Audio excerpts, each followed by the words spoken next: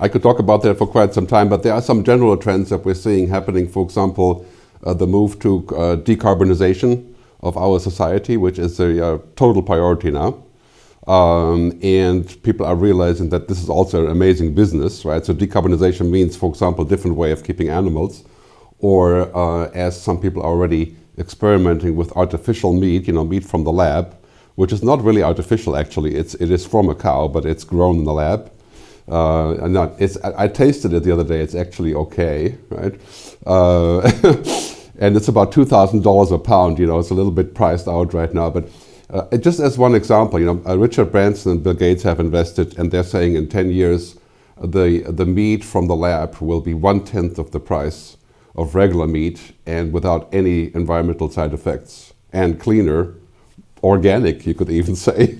Right? So that's just one example of what's happening. Vertical farming, clearly, that is the future, especially in places that are difficult to farm. Right now, vertical farming is way too expensive, but like anything else. The first iPhone prototype was, if you had sold it, would have been $200,000, and now you can get one for $700. And electric cars are going in price from $100,000 to $10,000. And the same is going to happen with vertical farming. And then, generally speaking, of course, when it's about food, it's quite clear that the future is vegetarian. I'm not a vegetarian, I have to say, but try to eat less meat. But it's quite clear that.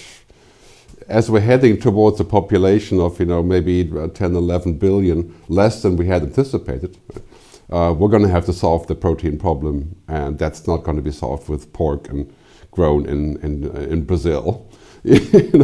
So I would say basically the answer for the future of food are pretty much contained in technology that we already have, not even touching on genetic engineering, which is a difficult topic, but just using technology to make it more efficient.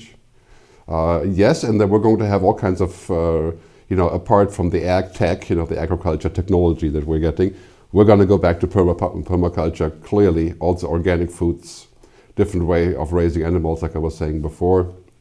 We can solve the food problem, and we can have better food, but it's going to take some pretty tough decisions as to, for example, stop subsidizing the mass production of livestock. Things like that. So this is a major change. I think it's going to take longer than, say, energy because of our habits.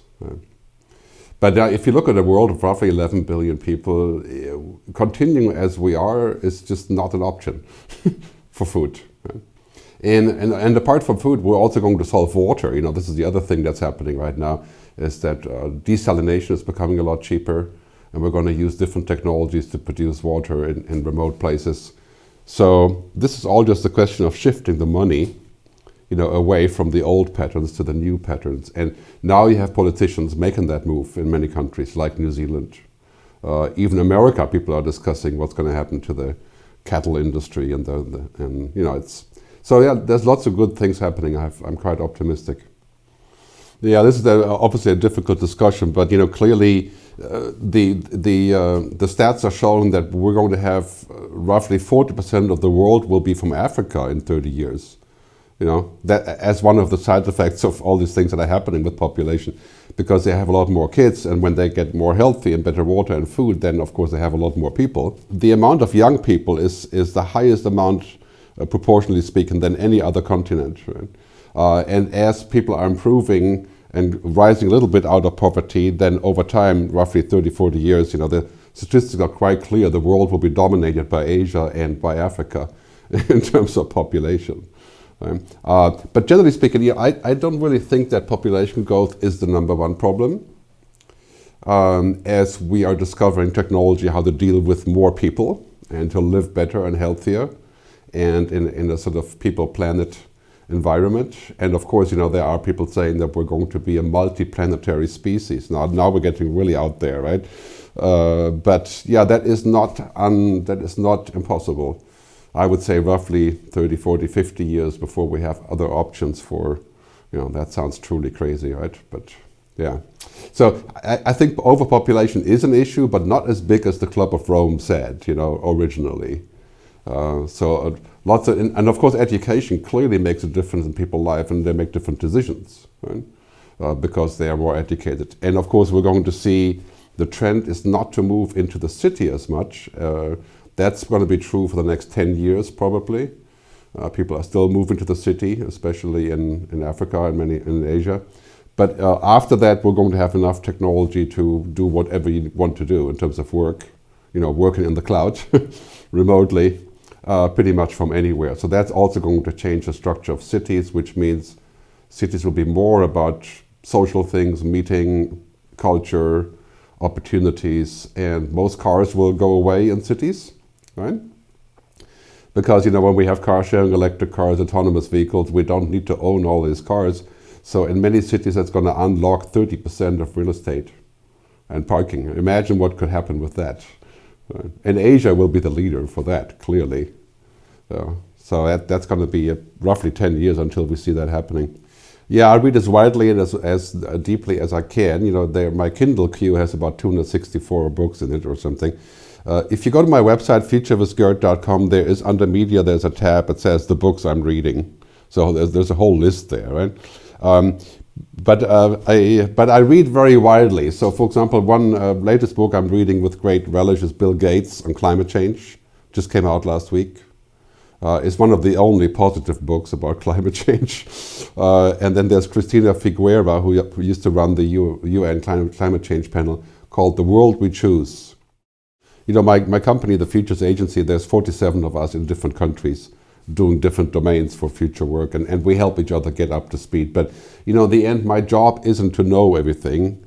My job is mostly about imagination, being able to imagine what it could be. Because the way I look at it, if you're looking for facts and logic and research reports, you can do all of that reading, it's good, right? But in the end, you're going to have to unfold a vision of what is important to you. As I keep saying to people, the future is not about what is going to happen. That's kind of a passive look, right? The future is about what we want. Right? This is the number one question. It's not about what can happen. Anything can happen. I mean, in 10 years, you can probably upload your brain to the internet, right? And you can download a plugin for Korean, if you can do that, right? I mean, that's maybe 20 years away. But the question is, do we want that? And what kind of world do we want to live in? And what's going to happen to what makes us human, which is to not be a machine? So we're going to make those choices, and the governments and the people and us, we will make those choices, and it will define the future for worse or for better, right? If you go to Goodreads, that's the Amazon website that reviews books, Goodreads.com. I'm a user on Goodreads, and lots of stuff that I read is posted there with quotes and everything. My favorite podcasts are The Economist. They have a great series of, concise, short podcasts that I listen to a lot. And the New York Times podcasts are great as well. The Guardian. But I try to look at different sources from all over the world, so I can get a picture that's more rounded. But of course, this is the number one problem: is you can't know everything about everything. So, I use the Bill Gates rule, and I tell teachers a lot about this. The Bill Gates rule says 5 hours a week should be spent on learning the future. Right? So that should be reading stuff you haven't never thought about, listening to the podcast, watching stuff, good documentation and stuff on YouTube, or going to a conference. But basically 5 hours a week, and he calls it the compound rate of return on learning. Right? Especially like savings in the bank, You save a little, it goes on like this, it just grows a little bit. But you save a little bit more, it goes like this, right? And after 30 years of good saving, you end up with 3x, right? And it's the same with the 1 hour rule. So 1 hour per day you spend in the future, then after a couple of years, your curve goes like this, right? And as soon as you do that, then you're kind of future-proof because, you're going to find a good response. Because of all the stuff you've looked at. A better way of putting it would be too much of a good thing can be a very bad thing. Right? And this goes for food, alcohol, smoking. It goes for for everything that can be fun, but if we do too much of it, then we're in trouble, right? And digital obesity is the concept of saying, well, if we eat too much information and we overload our brain, then we are treating our brain like a computer, Like the more input, the better. Right? But that's not how we work.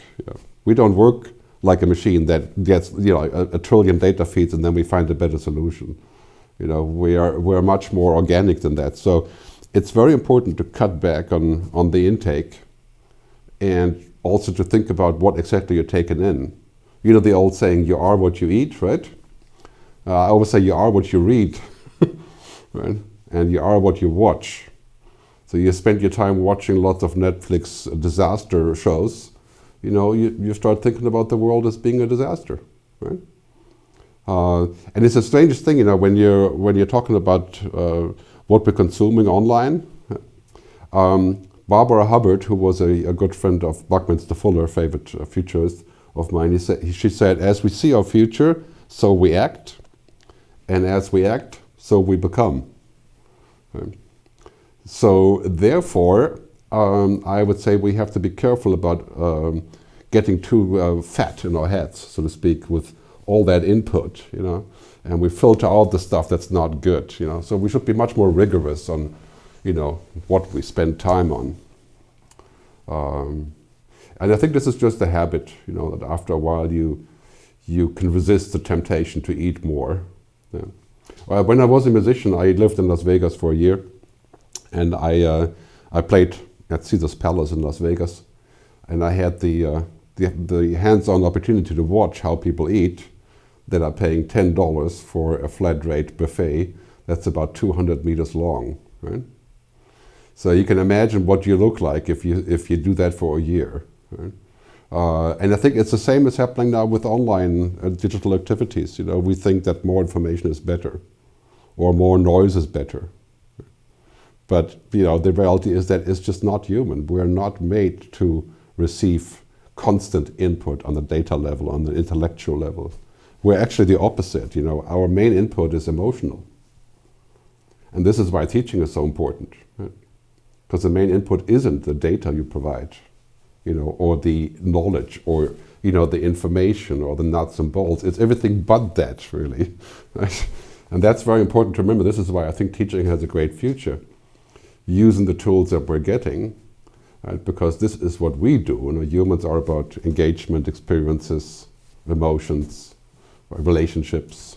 We're not at all about, getting data feeds and then saying, oh yes, that's not how we think about this. When you think about your wife or your husband, you don't go back to your brain and you take out a JPEG and then you say, oh, that's her, right?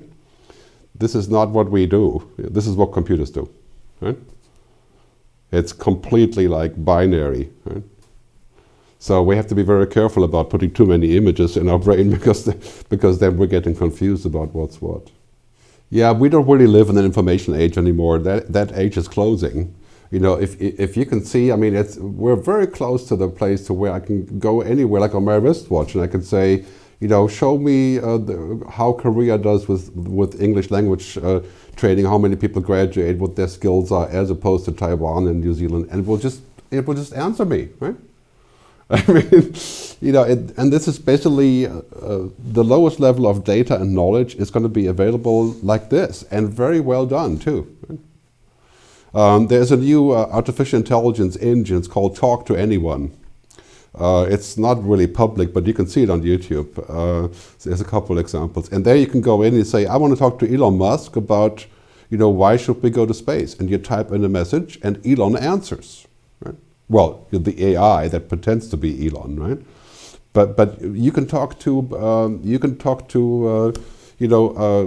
Under Segovia if you want, dead people, right? And they will give you an answer that is exactly like they thought. So really what's happening is that we're moving into the age of experience, the experience economy, and what I call the new human renaissance.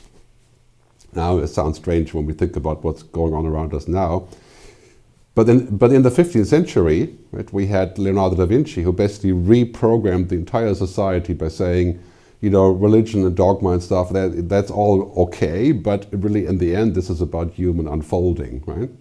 And out of that we had the Renaissance, and then the Reformation, right? And modern society as we know it. Now we're entering that same phase in the next 10 years where we are saying, technology is great and efficiency is great, but really it's about us getting together with each other and of course the planet as well, right? So the human renaissance also means a recognition of our limitations and of our needs. I think Arianna Huffington from the Huffington Post once said that technology is very good at giving us what we want, but not good at giving us what we need. Right? And that is what teachers are doing, are giving us what we need, not just what we want.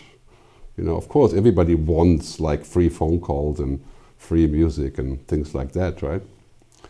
So I think that is the answer to your question. I think in the future it's going to matter a lot more that you are more human, not less, because that's pretty much the only sort of unique sales point that we have. You know, we are human, machines are not. And that will be true for at least 30, 40 years when we can have really fancy machines that pretend to be human. But if we want that, that's a different question. Right? So my view is that the commodity work, as I said in my speech, you know, like learning vocabulary, understanding the ground rules, a lot of that stuff can be done with bots and AI. But what does it mean? It's like, look at online dating, for example, right? You can do online dating very successfully, so actually, to sift through people and, you know, kind of have a look, right? But in the end, you're going to meet a person and then it's 0.2 seconds and you know it's been a waste of time, right? Or not, right? And that's when it really happens. It doesn't happen by looking through a database. You know? Well, you know, it's quite clear that our technology will allow us to do this. Like, we're not going to go ourselves to other planets first. We're going to send the AI, you know, the bots, and we're already doing that. I mean, look what happened with Mars, the Mars rover last week, right? So I think that's a natural evolution of what we are. But you know, it shouldn't lead to the sort of like, you know, we're going to leave Earth because we messed it up kind of thinking. You know, that is a very bad approach that Elon sometimes has set forth. You know, like we made a mess and now we have to do a reboot somewhere else. You know, of course that's truly science fiction in my view. The other part about space and those kind of things is that we have probably more pressing issues here that we need to invest real money in, like inequality. Right? And as we've seen in the pandemic, you know, being prepared for emergencies, scientific collaboration. Right? And I think also, I keep telling companies, you know, my clients, that we need to invest as much in humanity as we invest in technology. And when I look at what they're doing, they're investing 90% in technology, and they think that's kind of like, you know, going to make a lot of money. But it's a complete illusion. Right? Technology is a commodity. Right? Anybody can buy technology, and that is why teaching is going to be a great job in the future, because it's not a commodity. Some very low level of teaching can be a commodity, like, you know, teaching you how to say hello, or, you know, simple yes. An app can do that. But if you take a look at what has become a commodity, like, you know, flying an airplane, the plane can fly itself. It can, completely. So why do we have the pilot? Well, we want a pilot. and the pilot does things other than flying. Are we ever going to get rid of the pilot? It could be that you would one day fly in a metal tube. That's a robot. Yeah, could be. But that's not anytime soon. I used to be a musician and producer, so I'm very familiar with, you know, gadgets and toys. And I built myself a little studio last year in the COVID crisis, because I was grounded, you know, essentially from going anywhere. So right now I'm using a studio control mixer called the ATEM Mini, A-T-E-M Mini. And it's a video mixer where I feed all my cameras, and my slides go into the mixer. And from the mixer it goes into the camera feed, which is here now. So I can easily do stuff like, you know, I can change what it looks like with a clicker, or just by, you know, I can fade myself out and things like that. So, and that has taken a long time. So I can have I can pull them up on the fly, and I can say, okay, you know, take me away, things like that. It's not complicated. It's just it took me about 100 hours to figure this out. But if you're interested in presenting well, this is crucial, of course, for online teaching, right? you should check out an app that does away with any of the needs of this fancy. I have 3 computers, 2 iPads, 4 cameras. You don't really want that. So there's an app called it's MMHMM. And if you send me an email, I'll invite you to it, because you have to be invited, I think, for testing the premium. And MMHMM, app.com. And it does all that stuff that I do here in a software on your computer. So you can import pictures, you can do fancy backgrounds, you can do slide animations, put videos in the back. Yeah, it's very popular. So, and that is yeah, you use it? Yeah, well, I can tell you about teaching online. This is clearly going to be the #1 thing, right? Differentiating yourself in what it looks like without being ridiculous, like the Chinese language teaching site, for the kids, where they have the little things coming up. And my son is doing some of that stuff, by the way. He's also teaching English language online. But I think having this kind of really amazing technology available and being very personal, that's going to win in the end. Right? I mean, I call my work now keynote television. Right? It's kind of like television. And that's how you have to look at teaching also. It's kind of it's television, right? Everybody does this a little bit differently. I try to be entertaining when there is a good way of doing it, or to be funny or something. But otherwise, it's a question of your own style. I think what we're seeing generally, of course, with teaching and learning is that we have a sort of digital Darwinism that can be felt. Basically, if you can't be dispensed with, you will be. Right? And that means you have to. I think it was. I forgot who quoted this, but he said a computer can replace 50 people, 50 ordinary people, but it cannot replace one extraordinary person. Right? So our mission is to be extraordinary, so we can't be replaced, and that's actually not that difficult, because for the next 20 years, computers are going to remain fairly stupid on many issues. They're becoming smarter, but they're going to be still very stupid compared to a human. That's a tough question. I think happiness, of course, is on one side we have hedonism, which is instant happiness. Like I can download a song and I'm very happy I can have the song, or I can talk to my girlfriend for free on WhatsApp, or and that is something that goes on and that we have to provide sometimes. And deeper happiness is about experiences. Yeah, when you all of a sudden, it's like a penny drop moment. You realize that this is what you want, or this is what's important. When you realize something, when you're talking to somebody, or when you're in a really amazing movie, or when you go to the opera or whatever, you have this moment where you feel happy, and it's very hard to define what exactly that is. Right? It's a lot easier to define what unhappy is. And that would be, for example, not having self-realization. Not feeling good about yourself, having negative thoughts about the future, and So if you start on that end, avoiding unhappiness is probably an easier way forward. As I like to say, technology doesn't have much to do with happiness. You can't download happiness. You can't look for happiness, really. You can't find it with some sort of app, or as some people are saying, we can, yeah, of course, we can use technology to sort of fake happiness, right? But it's funny, the social media phenomenon has shown that initially people were saying, I'm so happy that we have social media because we can connect, right? And now it turns out that the people who kill themselves the most are the power users of social networks, right? And why is that? Because, I don't know if you've seen the movie Blade Runner 2046, the second Blade Runner movie, where in the movie the guy sees a hologram of his girlfriend, and she's amazing, and then the power goes out and she's gone, right? And he is the loneliest man in the world because he was pursuing an illusion, right? And so I think it's really important that we realize when we're pursuing an illusion or a supplement or a simulation, or when we're actually getting real. So yeah, that's my long-winded answer. But chapter 4 on happiness, chapter 9 on happiness, of my book is available on my blog. If you just Google happiness and Gerd, you can download the whole chapter from my book for free. It talks about, how we need to pursue happiness in different ways. And technology doesn't have much to do with that. It is just basically a tool. I mean, it's funny when you speak about technology in that way. We can use a tool for really bad things or for really good things. It doesn't make the tool bad, but technology is just a tool that we use for achieving what we want.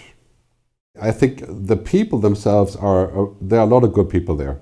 Yeah, they are not evil people. Not even Zuckerberg or the Sergey from Google could be considered an evil person. Like a truly evil person is on a different level. However, the economic system right now is based on just one simple objective, right? That's GDP. It's growth, right? It's just growth, profit gains, and the stock markets are measuring everything except for the stuff that could make us happy. Right? Bobby Kennedy already said in 1967 that GDP measures everything except for what really matters to humans. And that was 60 years ago or something. So now I think we have to really think about, and this is already starting, what the larger corporations now call the stakeholder economy, not the shareholder economy. So stakeholder means customers, workers, the planet, environment, and looking at the world in the larger way. And that's, my next film will be on this, called The Good Future. And it's about the need for fundamentally rebooting the stock market. Because imagine if you're the CEO of a big company and you get measured by performance of growth, that's it. You're going to do anything there is. You can do really bad things just to grow, and as long as we don't have another measure stick, then we're still going to pursue the wrong thing. So this is what you see right now. There's already a stock market in California called the Long-Term Stock Exchange, LTSE.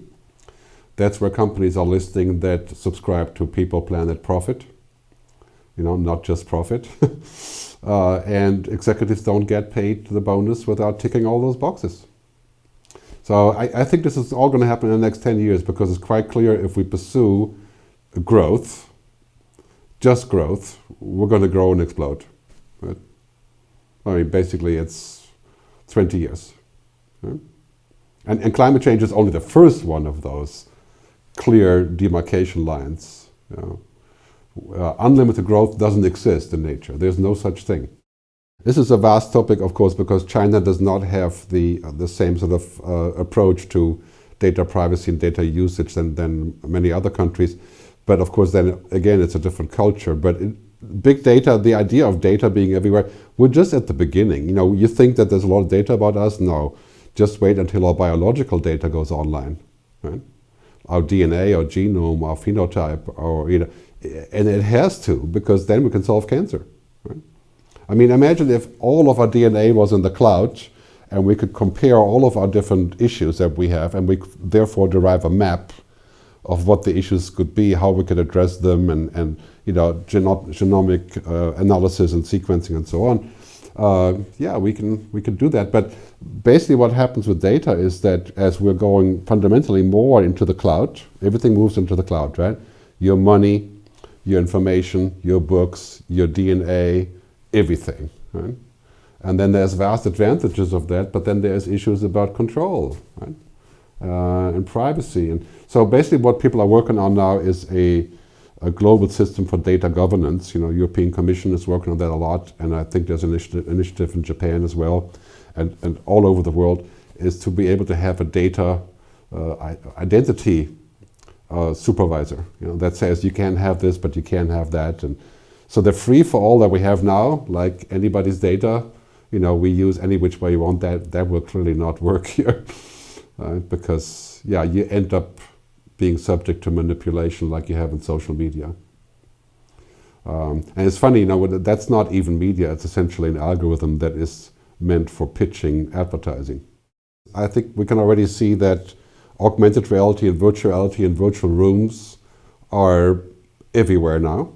So most conferences don't even use Zoom anymore as such. They use a virtual room like Hop-In, it's one of the biggest companies where we can have a virtual conference with virtual sideboards and messages and coffee tables where we meet and we see the LinkedIn pop up on top and things like that. So I mean, imagine we're only at the this is already pretty cool compared to what we used to have, like Skype or so, right? But we're going to go into a future of where that's going to become literally a representation of our lives around us, right? And that's going to be very powerful. At the same time, again, it's a little bit like you can simulate things there, and you can kick things off, and it can be a real gain because you don't have to spend time traveling or expenses of going places, right? But the human relationship is not so much about just the screen and the data, and it's much more complex than that. Right? And so hybrid structures will be the future, clearly. So if you're looking to do 10 conferences in a month, then it would be too costly to go places. You do those online, and we will do them in like holograms. Right? Just give it 5 years. I'm going to be with you right here in the room. I'll wear some smart glasses, and we'll be like Tom Cruise in Minority Report, diving into the data, pulling out, and that will be available for free. Right? I mean, that would be a boon for teachers. Can you imagine? Right? And then on the other hand, it reminds me of the story where my son was very interested in India. And he watched 500 hours on YouTube.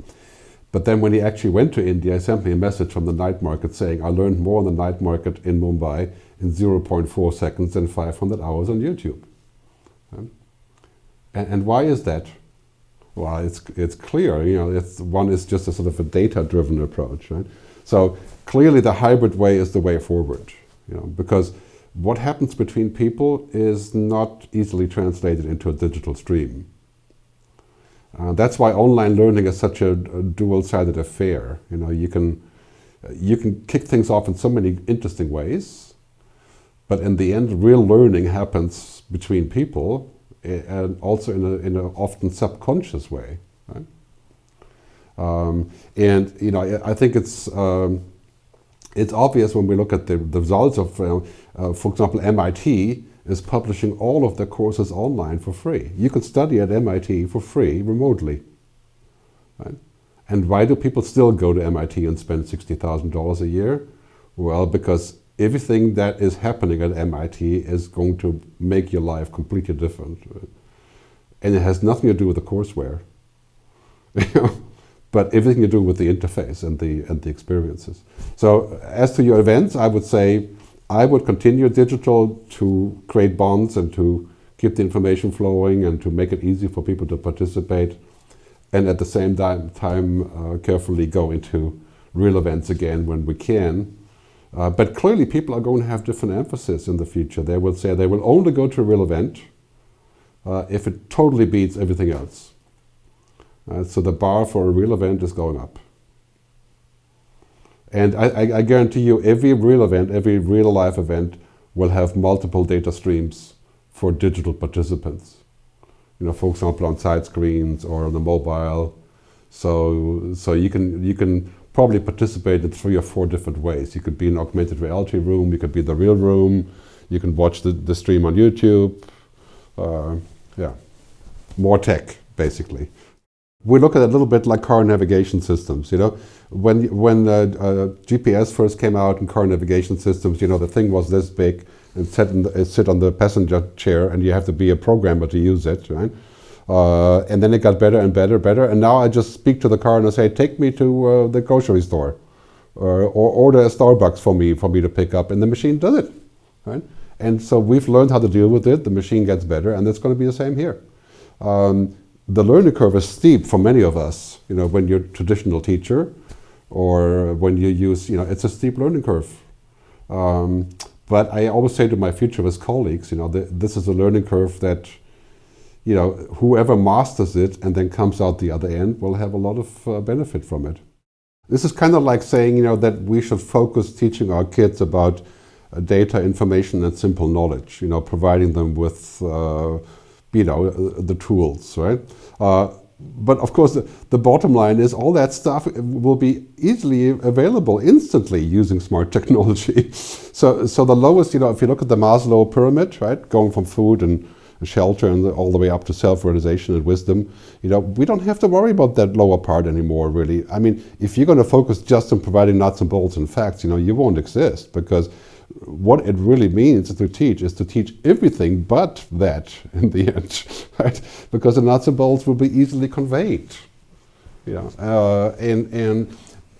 is kind of like people ask me, what is futurism all about, and what about politics and ethics and values? I say, well, it's the same thing. How can you separate the world from, the most important things to humans, which are not e-commerce or trade or stock markets, or, they just look like they are, right?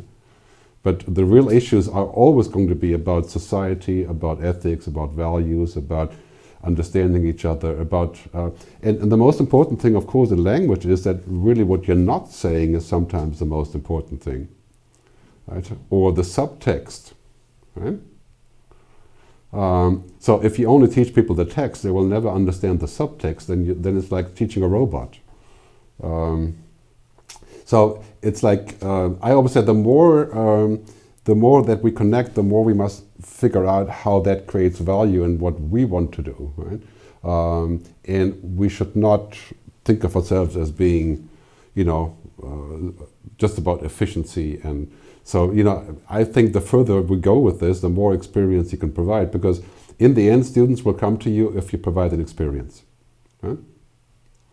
And that experience has to be all about personal things and larger things and real things, not about, the price of coffee or something, right? So, of course, it's not an either-or situation, and it depends very much on the culture, on where you are teaching and what people would expect. And so I tend to think that most topics today that are of interest to discuss, they have a political component.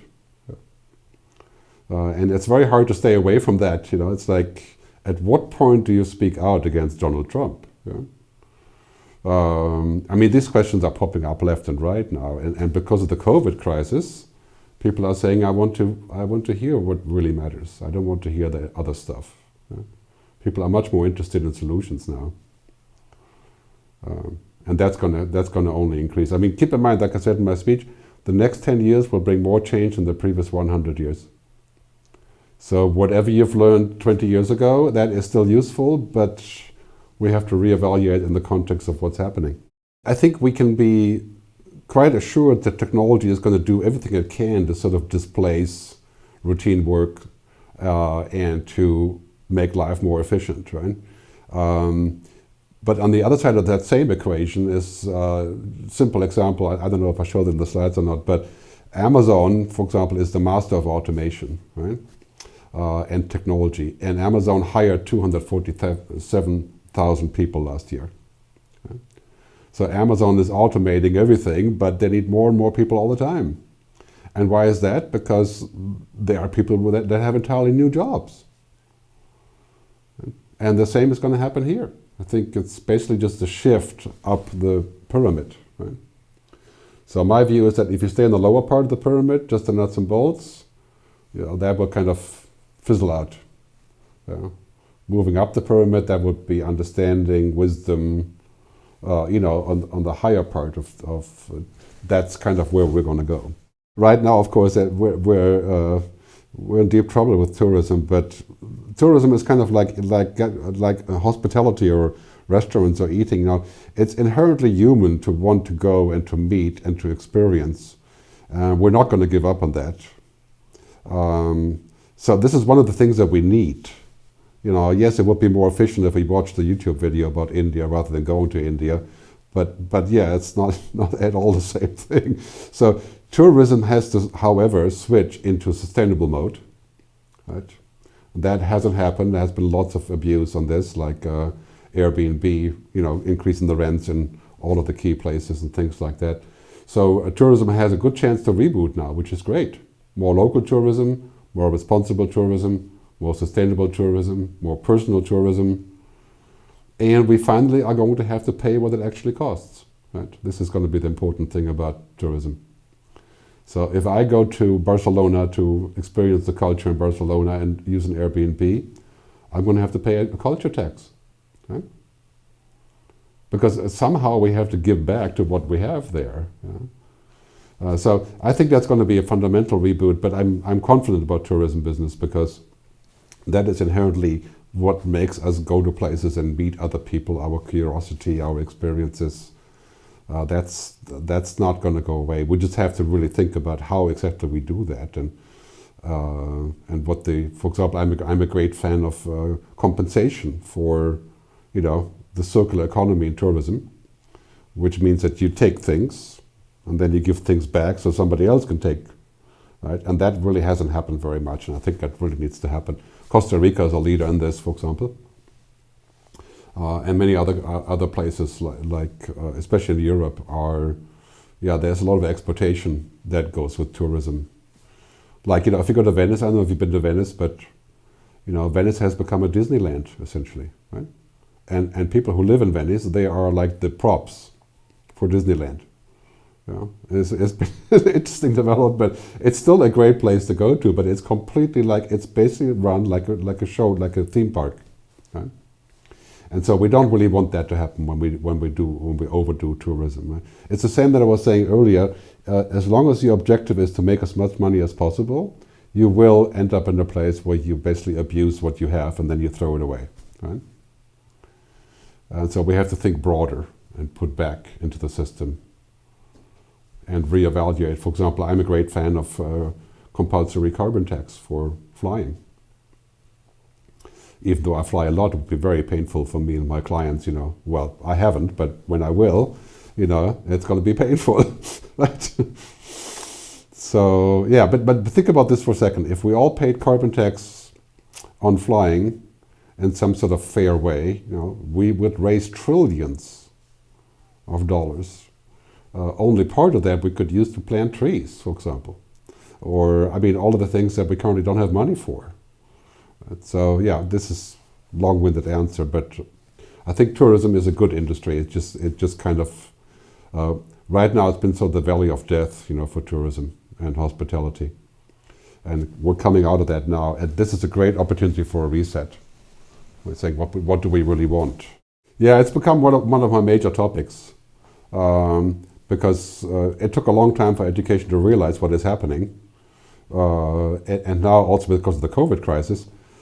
People are learning from home, and then we're experiencing what is happening and how the world is changing. And all of a sudden, the debate is about, what does a good MBA look like, or what kind of topics should we be studying? And basically, the last 10 years, it's always been about saying, well, really, our kids should learn science, technology, engineering, and math, right? STEM.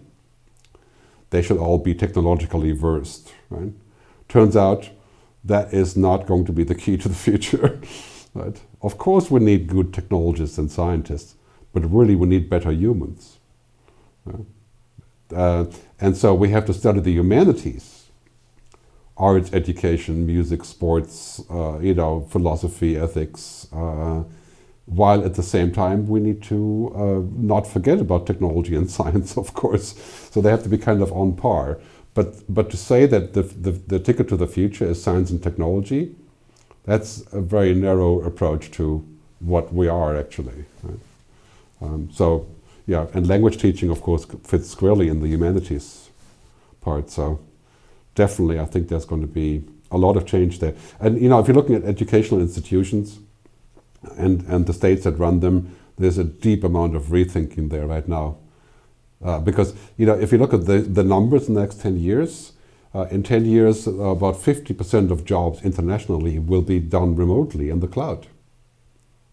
You're going to work in the cloud, so to speak, right?